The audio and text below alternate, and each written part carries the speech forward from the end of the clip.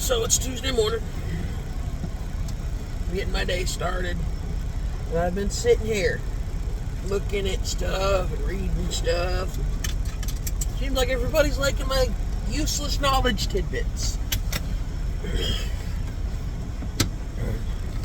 And that's had me thinking, what is today's useless knowledge tidbit going to be? Well, here's the funny thing. When you get a little bit of pressure put on you thinking about something like that, it's not really pressure, but it's still like putting somebody on the spot about like, hey, answer this random information question, or hey, answer, or give me this knowledge, blah, blah, blah, here, spur of the moment. So I can't think of any of the good ones that I know, because there's a lot of them. Because when I was younger, Discovery Channel, History Channel, all those, I'd sit and watch those for hours. I'd watch those over cartoons. I'd watch those over anything else. Because it stimulated the ADHD brain of mine. And it was interesting. And so I can't think of any good ones. I've kind of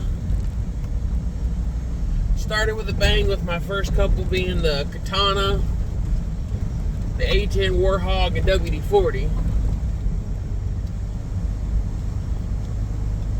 And I know Rocket Lube isn't exactly the most scientific name, but it's factual and it's hilarious.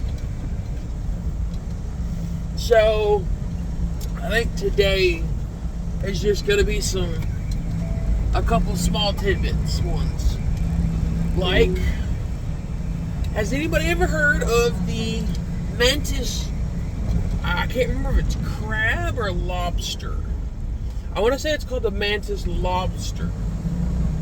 And like the name entails, mantis as in like the bug, and then the praying mantis. Well, it's a crustacean of sorts that has two arms that are in praying orientation or shape or appearance, and it flicks the shellfish or whatever it's eating. And that flick is the equivalent of a bullwhip crack. You know what a bullwhip crack is? It's the tip of the bullwhip breaking the sound barrier.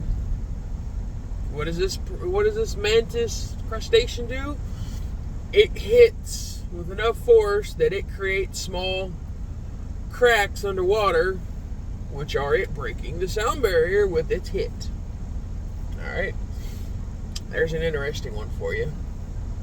And it uses that ability because it looks like a little boxing mitt, but it does this instead of this to crack open shells and stuff. Alright, there's that one. And I had like 3 of them lined up in my head.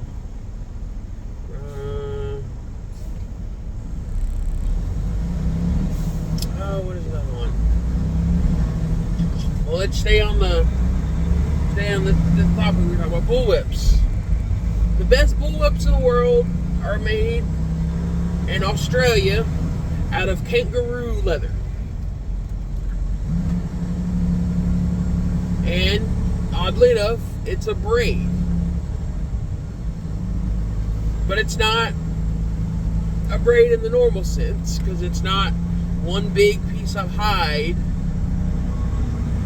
cut into strips that are 10 to 12 feet long, because, well, if you wouldn't know it, there aren't kangaroos that tall. So when they cut the leather to make bullwhips, they cut them in spirals so that they can get the amount of leather they need to braid a bullwhip. So you take like a 5x5 piece of leather and you just cut a spiral. Well, if you do it right, you get multiple spirals, and those multiple spirals become your whip. Alright. And then, alright, let's round this off, make it 3. What's another one?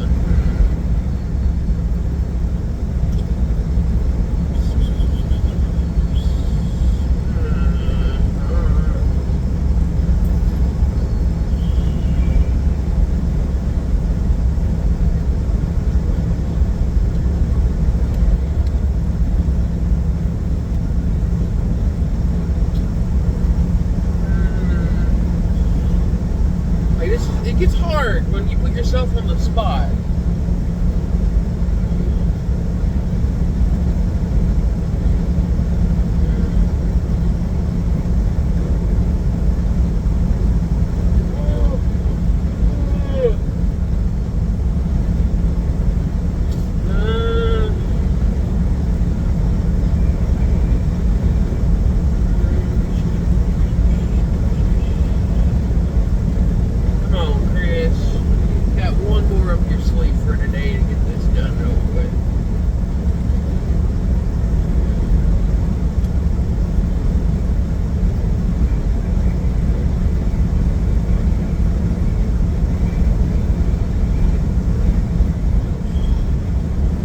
Driving, so this is just kind of taking a minute to think of.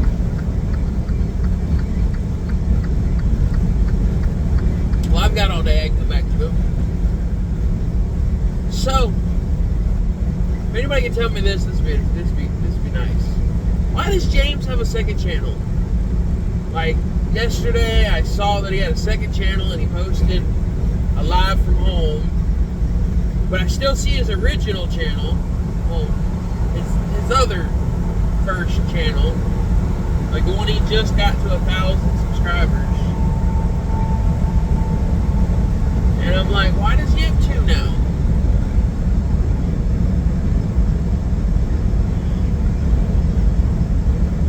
And then I binged Josh all day yesterday, which for a 5-hour ride, that was nice having that to kind of get your day by, considering I didn't watch any of Saturday or Sunday, and then yesterday he did a live, so I had about 3 hours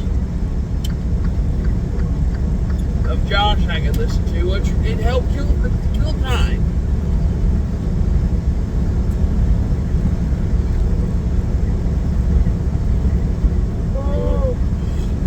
Oh, it's early.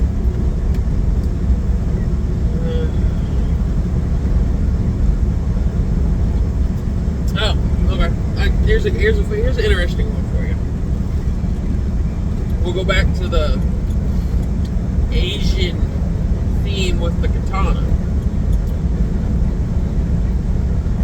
I'm not sure if it was in China, but I know in Japan during feudal era times, the royals, such as the emperor and his family and higher up officials, because I'm pretty sure they were called officials, they would keep Shih Tzus as their personal pets, and they kept with them at all times. Well, Shih Tzus performed 2 roles. One being that they were a dog, so they were cute, cuddly, had a companion that you could carry around with you or set down, and you really didn't have to worry about him barging into a room and knocking over everything, because he was small and comforting. Well, use number 2 for Shih Tzus in feudal era Japan time, they were guard dogs. Not in the sense that they would chase down your would-be attackers or defend you, but them being a small dog that was cute, cuddly, and comforting, and loud. Have anybody ever had a Shih Tzu and got one riled up? They're not quiet. They can be pretty loud, and when you have a, we'll say, castle, where most of your walls are rice paper, everybody can hear that little dog. So, your last little fun tidbit fact of the day is Shih Tzus are probably one of the oldest guard dogs. Well, guard dog breeds. We'll say guard dog breeds. Because you have to differentiate guard and